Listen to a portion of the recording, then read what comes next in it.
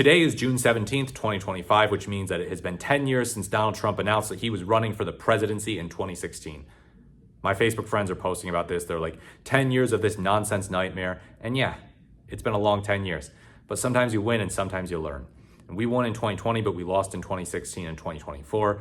So we've learned a lot these past 10 years. We have. What have Democrats, and I'm not talking about the elected officials, and opponents of Trump generally, learned about America, about Trump, and about the electorate these past 10 years? What have we learned?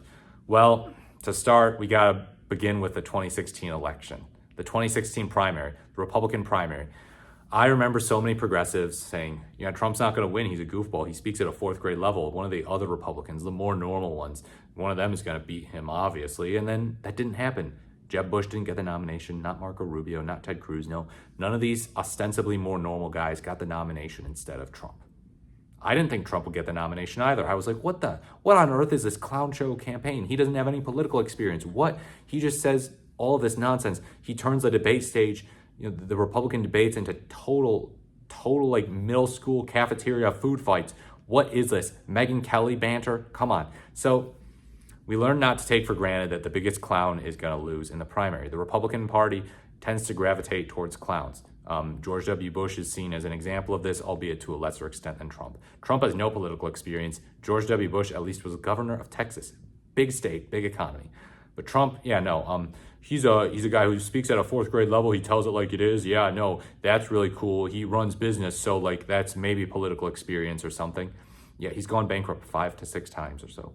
So yeah, he might not be that great at it, but he's been in positions of leadership before, so close enough, right? Yeah, progressives can't take for granted that people are just going to be repulsed by Trump's clownishness. In fact, he won some of them over just by his style alone, just by speaking about his hatred of the elites and the establishment, even though he is an elitist. Now we have to talk about policy as well. Trump taught progressives that, Trump taught Democrats, I should say, opponents of Trump, that, sometimes saying stuff that you don't even believe can be helpful. It can be. Trump said some really progressive stuff at times in the 2016 campaign trail. He said, we're going to do a $1 trillion infrastructure bill. Infrastructure. And then Biden ended up being the infrastructure guy under his presidency with a bipartisan infrastructure bill. But Trump was like, we're going to do an infrastructure bill. It did not happen. It did not happen. It did not go anywhere. So he was proposing some of this spending to help regular Americans. That didn't go anywhere. He would talk about issues with NAFTA and TPP. NAFTA and TPP, of course, were supported by Republicans, signed into law by Democratic presidents. However, NAFTA, originally proposed by George H.W. Bush and signed into law by Bill Clinton, he hammered Hillary Clinton for Bill signing it. He also was socially progressive in some ways. Same-sex marriage is the law of the land. The Supreme Court said so. So I'm okay with that. That's what he said. He said Caitlyn Jenner could go into whatever restroom in Trump Tower she wanted. So, yeah, the Republicans still voted for him. They still voted for him. And some Democrats were even sort of won over by him in the sense that they were like, okay, he's a little more progressive than some of the other Republicans. And you know what happened in the 2016 general election? Some Bernie Sanders supporters defected to him, not Hillary Clinton. They're like, Hillary Clinton has given a middle finger to progressives. She's nuts. We're not going to vote for her. We're going to vote for nutty Trump. He's at least a little less nutty, and he might be a wild card. He might really shake up the establishment.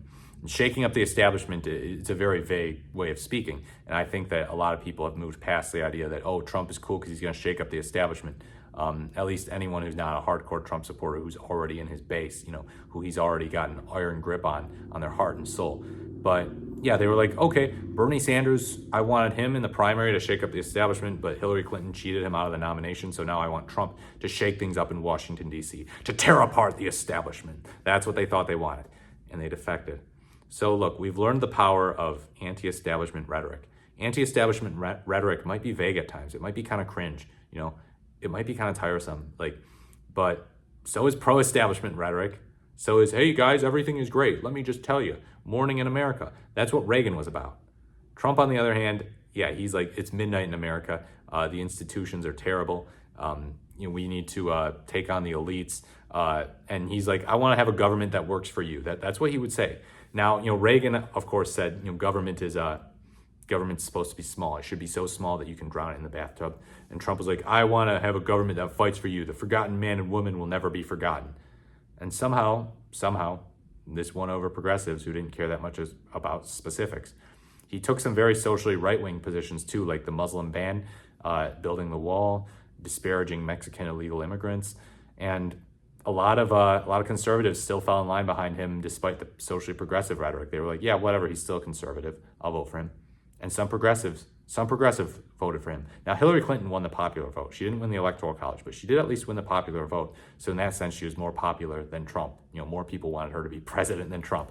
But yeah, the way that the votes all sort of turned out, the people in the Rust Belt really showed up for Trump. They did, and that helped him win the Electoral College. So speaking of the ills of trade deals, speaking in a really populist tone on economics, we can see that pays off in dividends when it comes to winning over the Rust Belt and winning over swing states. We can see it. Michigan, Pennsylvania, Wisconsin, and then Trump gets Nevada in 2024. Holy cow, what is going on? But yeah, Hillary Clinton took the Rust Belt for granted, unfortunately. She didn't campaign much there. Trump did. Trump is always present. He's always at his rallies. He's always going around the country. They seem to have slowed down a little bit lately because he's getting older and slower and weaker. And his eyes look like they're kind of swollen shut. But, he showed Democrats how you can campaign really aggressively. Biden campaigned mostly from his basement, which was kind of a wise idea because it was COVID and he was an old man. But still, he was not quite as present as Trump, but he still won because the country was sick of Trump's nonsense in 2020. And then all of a sudden in 2024, they wanted more of Trump's nonsense. But yeah, the main thing we learned from Trump's first term was that, fraudulent, economically populist messaging can pay off. There are also some battles that are better to pick with Trump than others. Now, there are some serious concerns with respect to Russia and Trump, but that's not the main battle we want to pick. I know there were plenty of indictments. The Mueller report ultimately found there was no direct collusion between Trump and Putin. And then there was also the Ukraine impeachment attempt, and that was very sketchy and very concerning, but ultimately Trump was acquitted, and it boosted his approval rating in that moment. That was right before the pandemic. It was February or January of 2020, and it boosted his approval rating. So there are some battles that are just better to pick than others. I think January 6th, that genuinely demolished Trump's approval rating.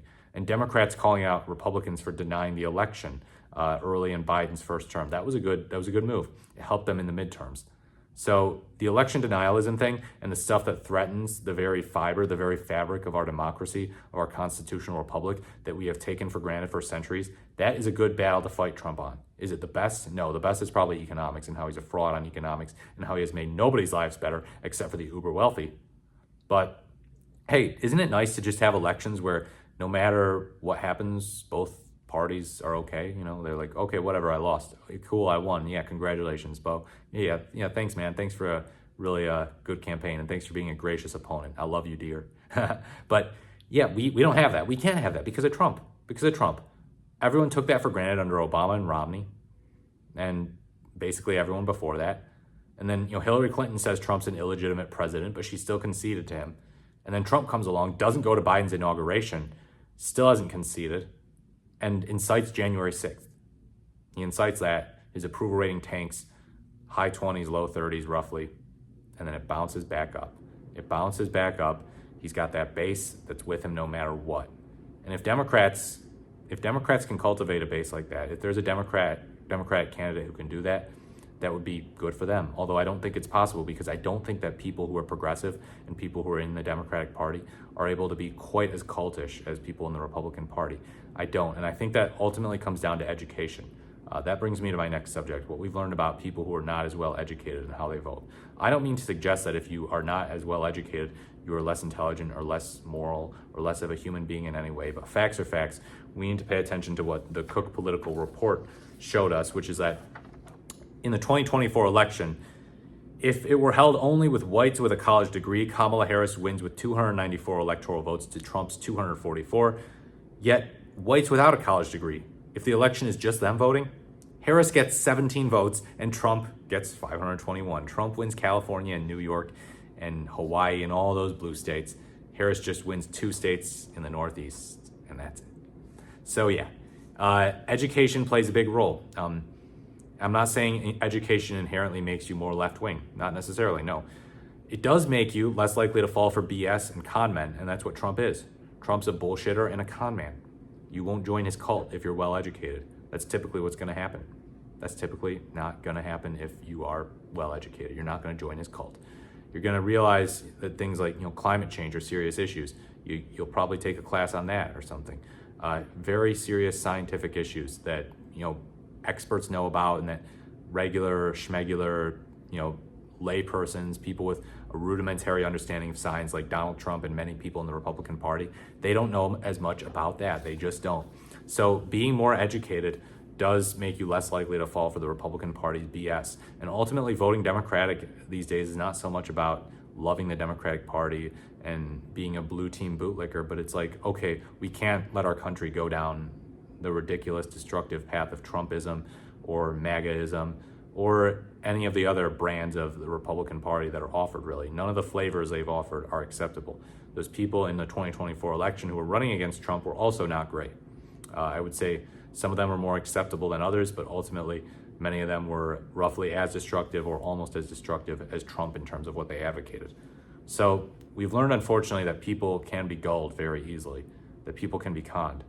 Nonetheless, sometimes you need to speak a bit of a populist game, even if it comes off very over the top. Even if it's like, okay, this just feels debasing and insulting to people's intelligence, and it's like, I don't know if I would want to act like that when I'm in office. You know what? Be aggressive on the campaign trail. As Tim Walz said, be meaner. That's okay. Still, don't be over the top in terms of like spitefulness and using dehumanizing language. We've learned that Trump can get away with that. We've learned that the bar is on the floor with him. It just kept getting lower and lower and lower. We've learned that the Republican Party actually is favored by the media landscape. They are, because the media tries to do both sides, but both sides are not equally bad. One side is more insane than the other right now.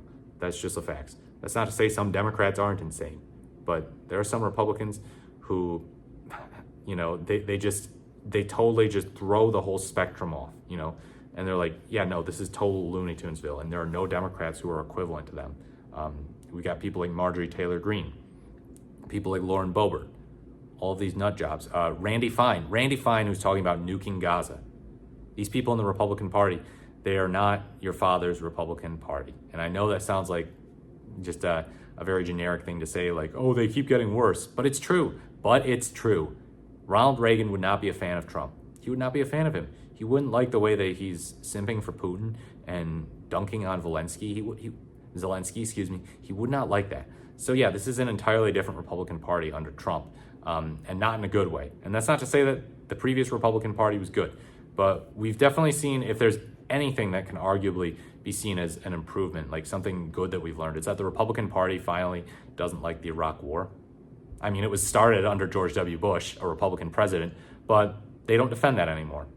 They usually dunk on Bush, at least. So yeah, wow, good job. Good job. Trump is like, the towers came down under your brother, Jeb. He was attacking Jeb Bush for that. But that's kind of cold comfort. That's kind of cold comfort, especially because Trump might be getting us into more wars than George W. Bush did. It's not certain, but it's totally possible that Trump's going to get us into ground wars, hot wars with other countries. And so he'll ultimately end up following in George W. Bush's footsteps, it seems.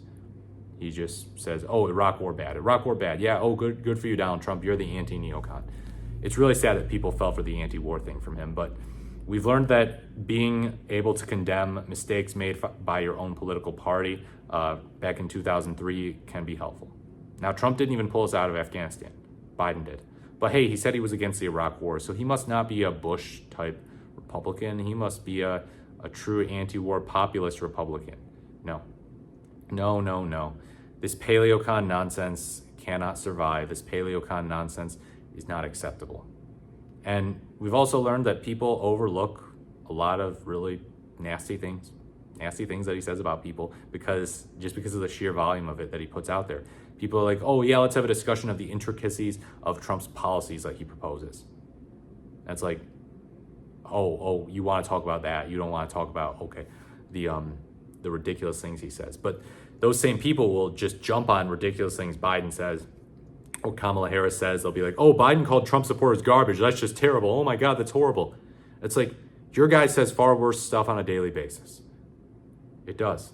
It does happen to be true. It does happen to be true that he is a guy who just loves spouting nonsense on a daily basis, and people have gotten so accustomed to it. I watched videos of Gerald Ford recently giving a speech, and I was like, oh my God, the Republican Party used to have people like this. And the funny thing is, he wasn't even elected. He wasn't even elected president or vice president. But yeah, the Republican Party has fallen bad. They've fallen bad. So we've learned quite a bit with this ridiculous Trump detour. I hope that's exactly what it is, a detour. I don't think that Vance can sustain the MAGA base. I don't think he can. But I guess we'll see about that. We will learn, as we've learned so many things the past 10 years, we'll come to learn what's going to happen with the MAGA base after Trump's political career is extinguished one way or another. 2029 rolls around and he leaves office for good. Where will they go? That will be one of the most interesting things to see with respect to this whole ridiculous Trump detour. Let me know what you think in the comments below. What have you learned from Trump's 10 years of being involved in presidential politics? Please like, comment, or subscribe to the channel. Thank you so much for watching. I look forward to speaking to you in my next video.